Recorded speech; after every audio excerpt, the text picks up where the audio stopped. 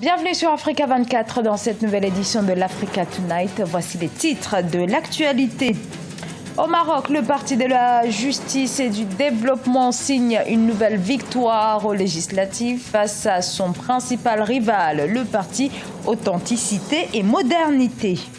En République du Congo, Eker dessert à nouveau Pointe-Noire. La desserte était suspendue depuis juillet 2016. Inscription gratuite dans les universités publiques du Bénin. La mesure avait été instituée en 2008 par l'ancien président Thomas Boni Yayi. Eh bien, l'actuel gouvernement est en train de revenir sur cette disposition. Le scrutin a été marqué par une bipolarisation inédite entre ces deux partis, le Parti de la Justice et du Développement et le PAM, le Parti Authenticité et Modernité. Mais c'est finalement le PJD qui réussit son pari à la tête du gouvernement de coalition depuis 5 ans. Avec ses 125 sièges obtenus, le PJD demeure le premier parti du royaume. Deogracias Podo. À la tête du gouvernement depuis 2011, les islamistes du parti Justice et Développement PJD ont remporté les élections législatives qui se sont déroulées vendredi 7 octobre 2016 au Maroc. Malgré le fort taux d'abstention et certaines accusations de fraude, le PJD a obtenu 125 députés sur un total de 395 sièges selon des résultats communiqués par le ministère de l'Intérieur. Il y a 5 ans, les islamistes avaient remporté une victoire historique quelques mois après une révision constitutionnelle menée par le roi Mohamed VI. Ils se sont dès lors engagés dans une série de réformes institutionnelles. Les résultats de ces législatives devraient leur permettre de poursuivre leur programme en misant sur un gouvernement de coalition. C'est une journée de joie et de célébration car la démocratie a triomphé. Le peuple marocain a prouvé sa grandeur et démontré qu'il était digne d'être compté parmi les pays démocratiques en poursuivant les réformes lui permettant de rejoindre le cercle des pays émergents. Ces élections auront un impact positif sur la vie politique. Le Parti Justice et Développement a mené plusieurs réformes durant les 5 dernières années, notamment sur les plans économiques et sociaux.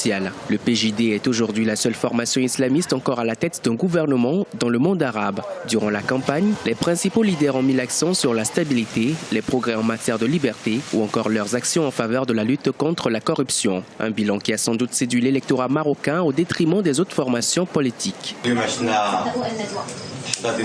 Nous avons vécu un moment historique de démocratie dans notre pays. Nous entamons une nouvelle étape que nous pouvons appeler la normalité démocratique. Concernant nos résultats, nous nous permettons de dire qu'ils sont assez bons. C'est le sentiment que partagent tous les membres du Rassemblement national des indépendants.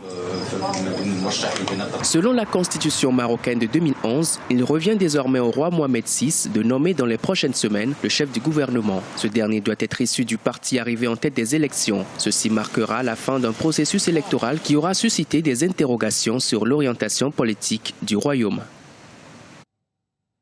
Eker, la compagnie aérienne nationale congolaise, a repris depuis le 3 octobre ses vols depuis la capitale Brazzaville vers Pointe-Noire. Après 3 mois d'absence, le groupe amorce son retour dans les airs, un retour voulu en force sur l'ensemble de ses lignes, notamment vers Paris, avec pas moins de 3 vols par semaine. Reportage Eva Panzou, correspondant au Congo.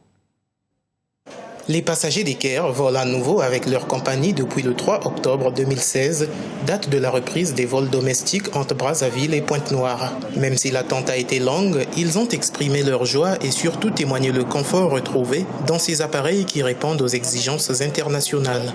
La reprise d'Eker sur Pointe-Noire et Brazzaville, j'ai été relativement heureux parce que souvent quand je fais mes navettes avec Eker, je me sens à l'aise. J'ai apprécié la reprise des vols d'Eker. Avant, quand vous avez arrêté, Eker nous a manqué. Brazzaville et Pointe-Noire sont les 2 plus grandes capitales du pays. 2 centres d'affaires dont l'affluence des passagers pourrait avoir un impact sur les performances économiques du pays. La reprise des vols domestiques entre Brazzaville et Pointe-Noire est une excellente nouvelle pour l'économie. C'est une nouvelle attendue par les Ponténégrins, par les Brazzavillois, mais aussi par les touristes. Eker assure les rotations entre Brazzaville et Pointe-Noire grâce à 2 avions. Afin de répondre à la demande croissante des passagers, une 3e ligne hebdomadaire a été ouverte sur Paris. Nous desservions Paris le vendredi et le dimanche. Et donc depuis le 4 octobre, nous avons rajouté une rotation supplémentaire le mardi. Cela nous permet d'avoir aussi un afflux de passagers pour ensuite partir sur nos lignes régionales. Eker dessert une dizaine de destinations en partant de Brazzaville. Parmi elles, Kinshasa, Libreville, Douala, Paris, Cotonou, Bamako, Dubaï, Bruxelles et Dakar. Notons que les opérations de maintenance des appareils de la compagnie ne sont pas encore terminées, mais Eker poursuit son objectif de devenir le numéro 1 dans la sous-région. C'est ce lundi 10 octobre que se tiendra à l'UNESCO le prix UNESCO Guinée équatoriale. Il s'agit de récompenser et encourager la recherche autour des sciences de la vie. Parmi les lauréats annoncés, un Sénégalais, un Brésilien ou encore un Indien. Et sachez qu'Africa 24 est mobilisé pour vous faire vivre en direct cette cérémonie de remise du prix international UNESCO Guinée équatoriale. Ça sera ce lundi donc à partir de 16h30 GMT en direct du siège de l'UNESCO à Paris. Au Bénin, le retour des frais d'inscription plane sur les universités publiques. La suppression de celle-ci, il y a presque 10 ans, était pourtant l'une des mesures phares de l'ancienne présidence. Le rétablissement n'a pas encore été entériné, mais il est déjà vivement décrié. Reportage notre correspondant, Leftiounou. Faut-il rendre payantes les inscriptions dans les universités publiques au Bénin? L'une des recommandations annoncées au terme du séminaire d'évaluation des 6 ans d'application du système licence master doctorat LMD, tenu du 13 au 16 septembre 2016 à Boycon, faisait référence à cette question. Cette proposition soumise à l'appréciation du gouvernement béninois suscite davantage l'attention des acteurs du système éducatif du supérieur.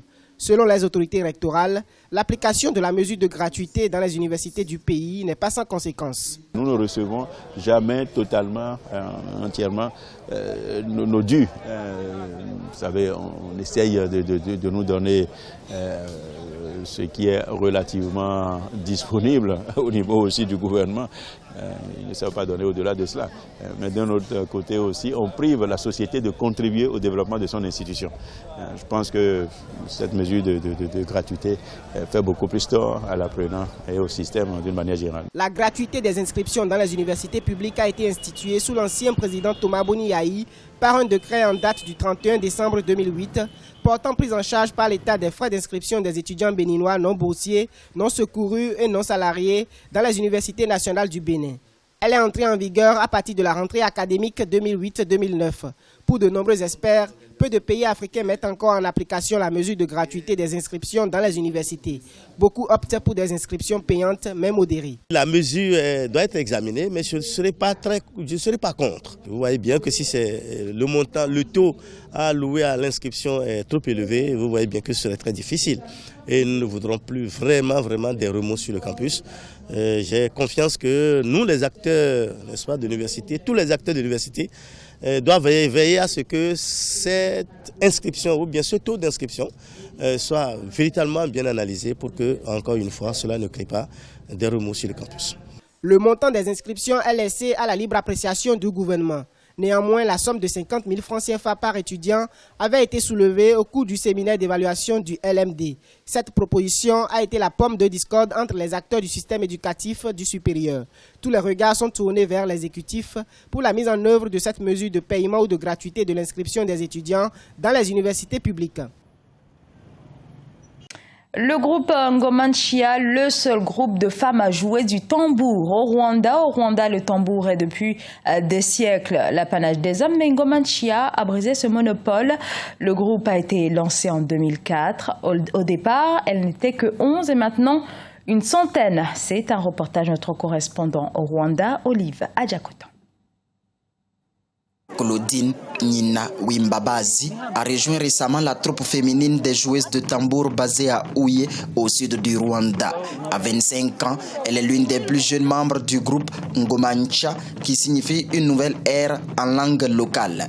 Ce regroupement artistique est composé exclusivement de femmes, surtout victimes du génocide. Ces dames jouent au tambour depuis 2004, un instrument pratiqué uniquement durant des décennies par la population masculine. Je passais un jour lors d'un spectacle quand j'ai remarqué que les tambours étaient joués par des femmes. Ça m'a rendu perplexe car je sais que la tradition interdit cela aux dames. Je me suis donc rapprochée des joueuses et après leur explication, j'ai compris qu'on est dans une nouvelle ère, celle de l'égalité des sexes à tous les niveaux. Aujourd'hui, je m'épanouis au sein de cette troupe. Le groupe groupe est passé de 11 membres en 2004 à une centaine en 2016.